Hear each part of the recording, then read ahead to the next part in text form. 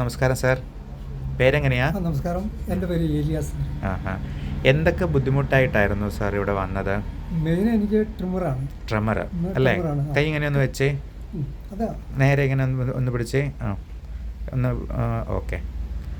ചെറിയ ട്രമേഴ്സ് ഇപ്പോൾ ഉണ്ട്.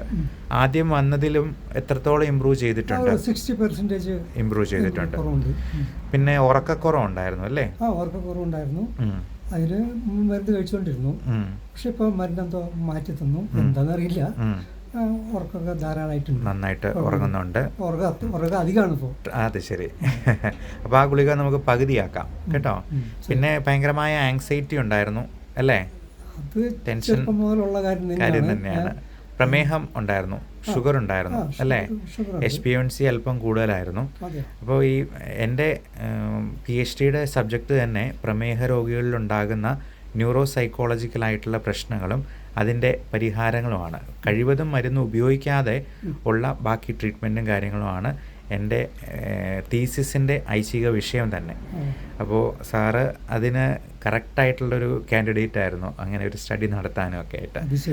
എന്തായാലും എൻ്റെ PhD കഴിഞ്ഞിട്ട് ഇപ്പോൾ കുറേ മാസങ്ങളായി. അപ്പോൾ ഈ ഉറക്കക്കുറവും പ്രയോജനമാവട്ടെ. അതെ, തീർച്ചയായിട്ടും.